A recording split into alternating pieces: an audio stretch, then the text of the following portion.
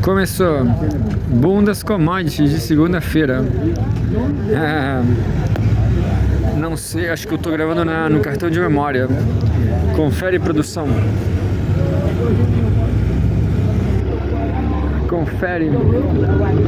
Vamos ler aqui o que acontece no Brasil. Mas vamos ler aqui o Diário da Causa Operária. Diário do Casulo Operário. Diário da Casula. Diário da Causa da Casula. Por enquanto eu tô brincando aqui, não tô abrindo, agora eu vou abrir.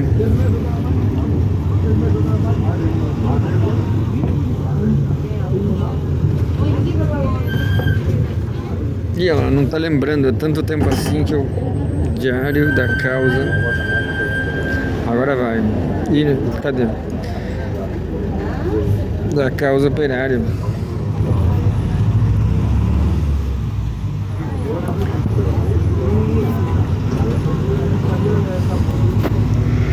Ali é o arco da velha, é o arco britânico.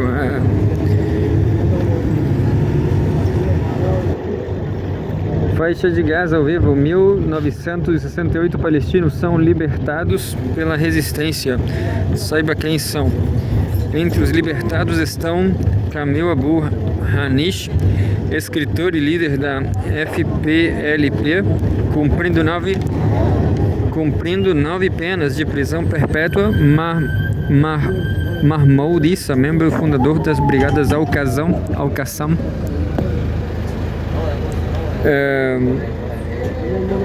Que doido, né? 1968 são... Comparando com a quantidade de palestinos assassinados, né? Quase 60 mil. Haja prisão, hein? Haja prisão em Israel.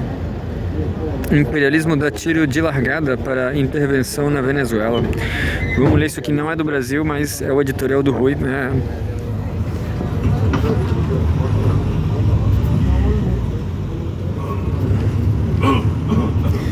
O imperialismo nunca foi tão distópico, né? Como agora, é uma bizarrice esdrúxula. Como é que eles dão o prêmio Nobel para uma maluca da subpolítica? Editorial: o imperialismo dá tiro de largada para a intervenção na Venezuela. Se a Venezuela for atacada, será um ataque a toda a América Latina. Publicado 12/10 hoje, eu acho. Eu acho que hoje é 10. Não, publicado ontem, 12/10. Hoje é 13. É 13.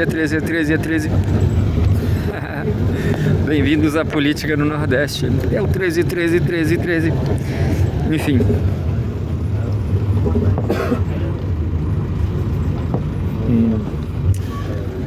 Que loucura ler isso aqui, ó. Maria Corina Machado, o Prêmio Nobel da Paz, concedido à golpista Corina Machado, é um sinal claro de guerra. O imperialismo acaba de dar o tiro de largada para uma intervenção militar direta na Venezuela. O prêmio, que de, entre aspas, paz, não tem absolutamente nada, visa preparar a opinião pública internacional para mais uma agressão contra um país soberano da América Latina. Corina Machado é uma velha conhecida da política venezuelana. Foi uma das figuras centrais do golpe de 2002 contra Hugo Chávez, na tentativa de golpe de 2014 contra Nicolás Maduro e cúmplice direta do saque das reservas de ouro venezuelanas executado por Juan Guaidó sob ordens do governo norte-americano. É uma agente do imperialismo, financiada e dirigida pelos Estados Unidos. Quando o grande capital resolve, entre aspas, premiar alguém como ela, a mensagem é clara. É hora de retomar a ofensiva contra o governo Maduro. É ridículo, porque eles estão tentando... Que loucura, né? Tudo no Ocidente é ridículo. O Prêmio Nobel, os Estados Unidos, tudo. Os indícios se acumulam. Denúncias da própria Rússia alertam para pressões dentro da Organização do Tratado do Atlântico Norte, OTAN, e do Departamento de Estado norte-americano por uma ação militar, entre aspas, direta e decisiva na Venezuela.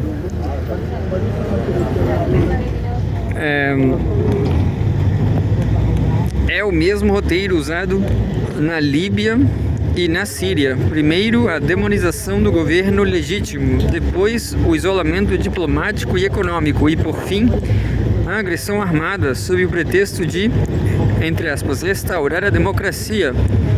O Nobel de Corina Machado é o início dessa campanha, o verniz, entre aspas, humanitário, para justificar uma nova guerra imperialista em solo sul-americano. A mesma coisa que aconteceu com o Obama, né? O Obama arregaçou com a Líbia e a Síria, né? E ele era o Prêmio Nobel da Paz. Que loucura. Que ridículo esse mundo. O silêncio do governo Lula diante dessa escalada é um escândalo. O Brasil, que deveria ser a primeira voz a denunciar a ameaça contra um país vizinho, prefere a, entre aspas, neutralidade. A mesma neutralidade que na prática sempre favorece o agressor. A América do Sul está na mira do imperialismo e o governo Lula, em vez de tomar partido da Venezuela, continua repetindo o discurso da, entre aspas, democracia. Exatamente o tipo de postura que abre caminho para a intervenção. É preciso compreender a gravidade do momento. O imperialismo norte-americano, em crise e derrotado em várias frentes, tenta recuperar sua autoridade pela força. E a Venezuela, com suas imensas reservas de petróleo e sua posição estratégica, é o alvo natural dessa política. O povo brasileiro e a esquerda precisam soar o alarme. Se a Venezuela for atacada, será um ataque a toda a América Latina. É dever dos trabalhadores, dos partidos verdadeiramente anti-imperialistas e das organizações populares levantar-se imediatamente contra essa ofensiva. Que eu posso falar, aqui no Chile tem essa candidata do Partido Comunista Chileno, a Janet Jara, que falou que... não sei, falou que o Maduro é ditador e tudo, caramba, entendeu? É ridículo, cara. Tudo que acontece aqui no Ocidente, tudo que acontece no Ocidente é ridículo. Não é só... Claro, o Chile, a Venezuela são alvos do Ocidente, né? São vítimas do Ocidente. Mas, enfim... Eu acredito, infelizmente, que o povo vai sacrificar a Venezuela mesmo. O povo não tá nem aí com o chileno, o brasileiro, não estão nem aí com a Venezuela, infelizmente.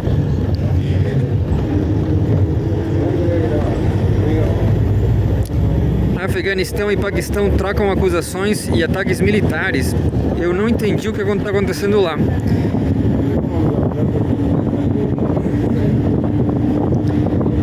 Tem outra aqui que eu não teria falar. Faixa de Gaza, em meio a cessar fogo, Israel assassina renomado jornalista. Parece que ele tem uma bandeira do Brasil, é isso? Nos últimos 2 anos, Al-Jafarawi se destacou na cobertura da guerra israelense em Gaza, documentando atrocidades e expondo crimes de guerra ao público internacional. Afeganistão e Paquistão, eu já li essa. América Latina, Estados Unidos estariam cogitando o assassinato de Nicolás Maduro. Vou ler só mais essa sobre a Venezuela e depois eu leio sobre o Brasil.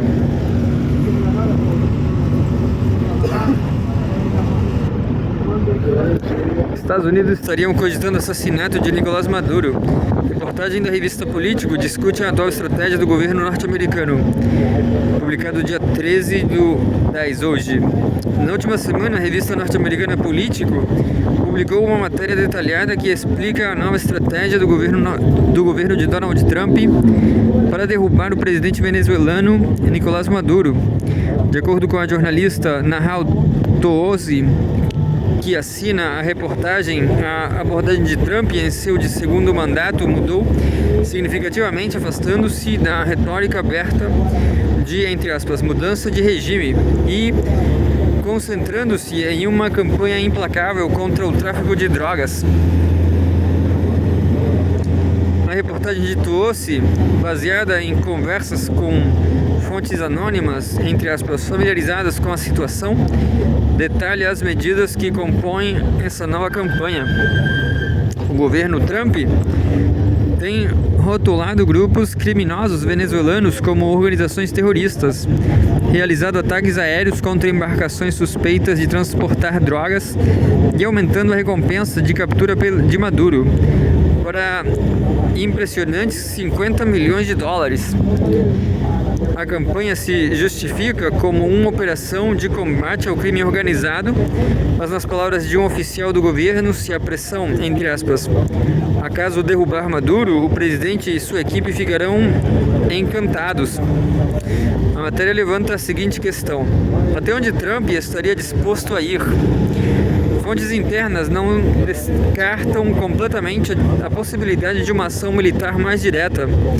Embora o presidente não tenha emitido uma ordem para, entre aspas, tirar Maduro, de forma explícita, a reportagem sugere que, ao ser classificado como um narcotraficante e terrorista, Maduro poderia se tornar um alvo legítimo para o governo norte-americano. Uma fonte chega a questionar, entre aspas, não perseguimos traficantes de drogas e terroristas o tempo todo? Essa analogia remete à ação dos Estados Unidos contra Manuel Noriega, ex-ditador do Panamá, que foi indiciado por acusações de drogas antes de uma invasão em 1989. Não faço a mínima ideia sobre esse Noriega. No entanto, a matéria também aponta para a resistência de Trump em realizar uma invasão em larga escala na Venezuela, o que poderia desagradar sua base eleitoral. Em vez disso, a opção de uma, entre aspas, força menor que atinge apenas Maduro, o traficante de drogas, é considerada mais viável, já que combate aos cartéis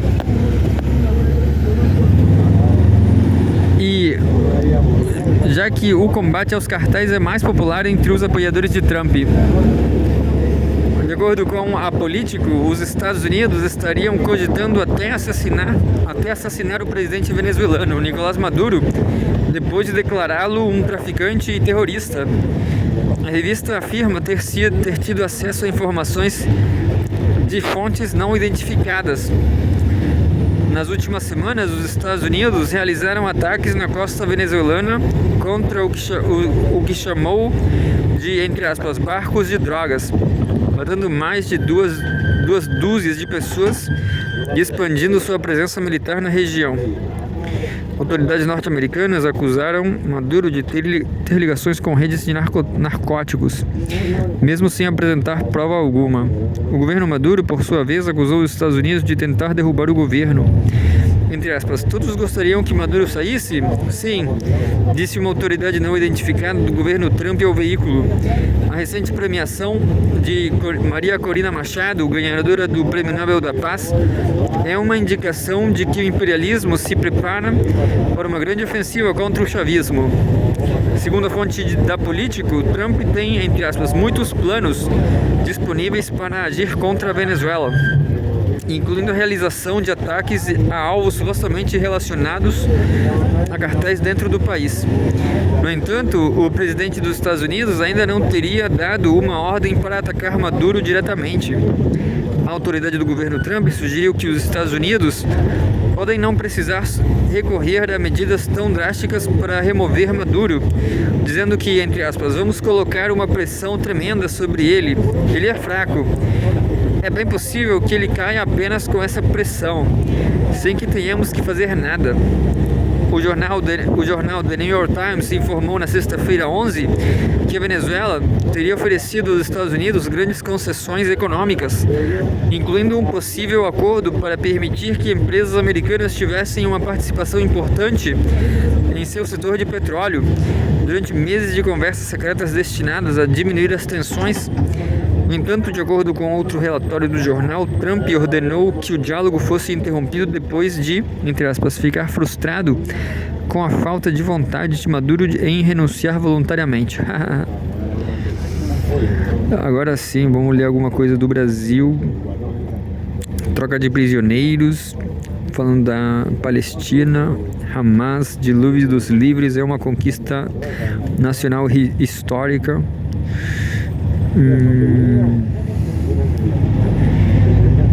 Manifestação de 8 de janeiro. O jurista quer diminuir pena aumentando penas. Que?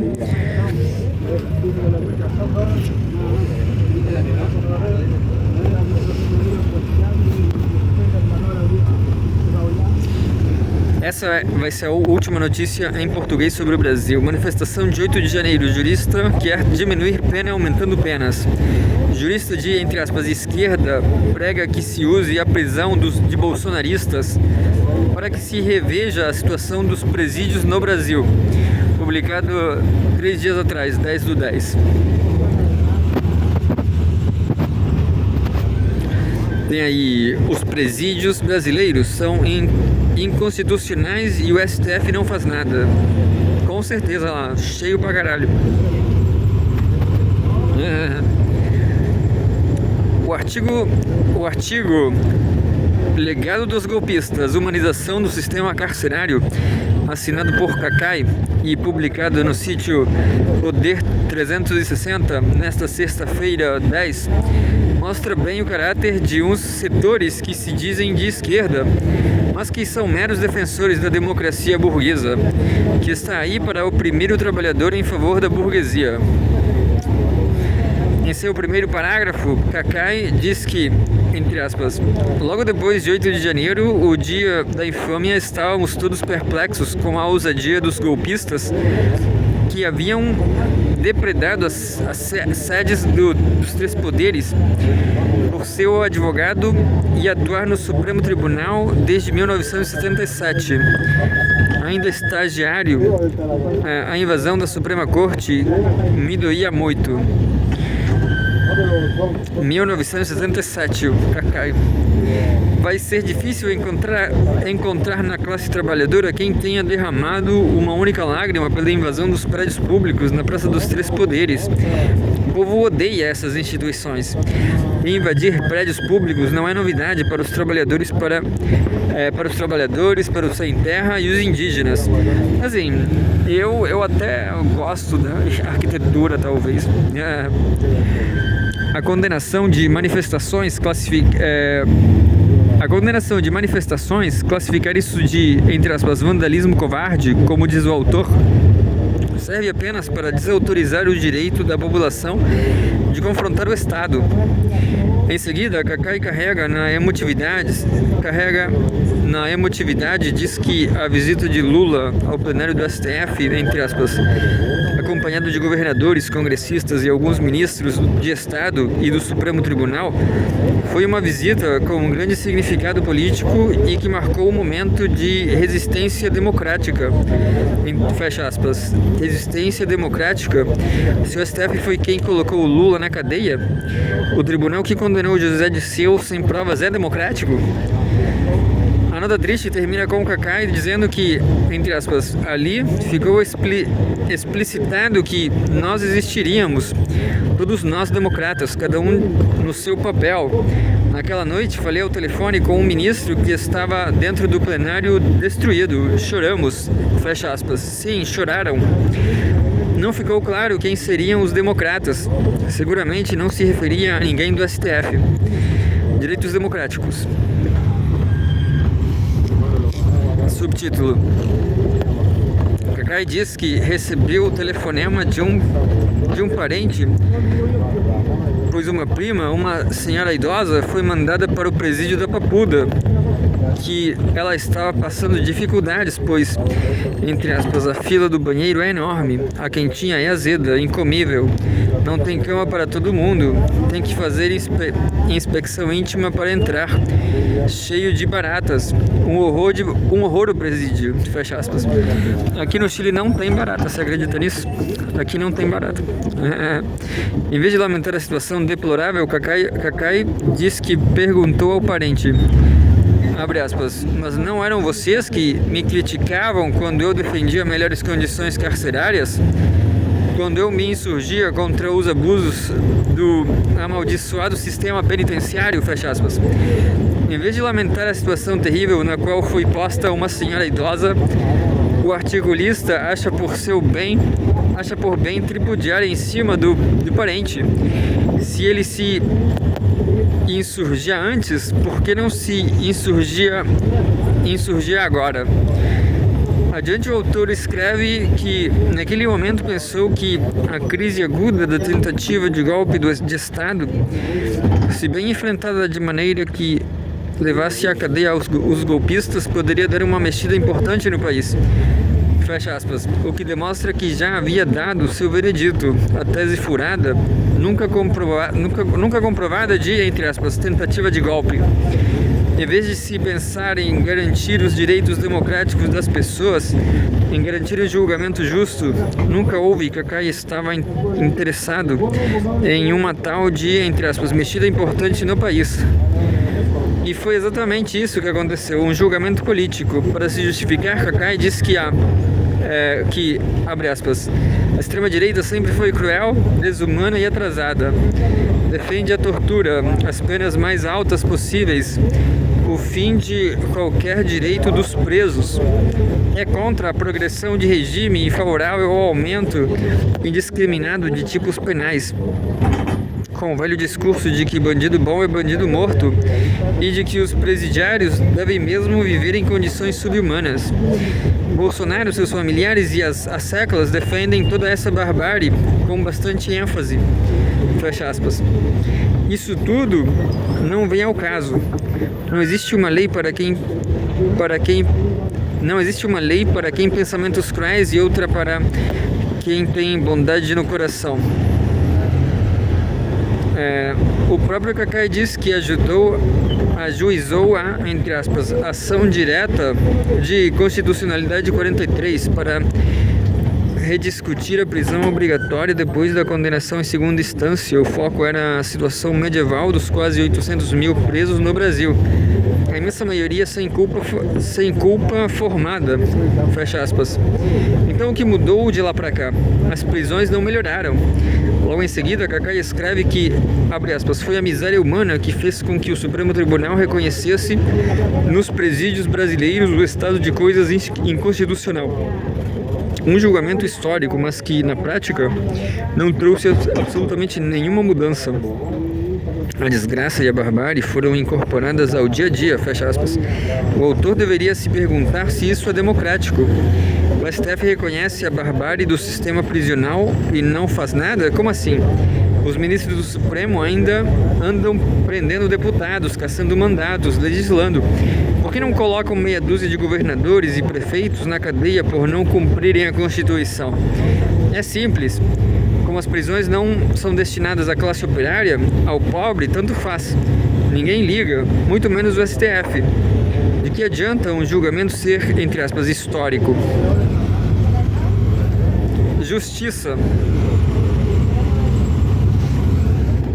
Kakai, como a maioria dos juristas que se dizem de esquerda, sustentam que o julgamento farsa de Bolsonaro e dos manifestantes ocorreu dentro de parâmetros legais.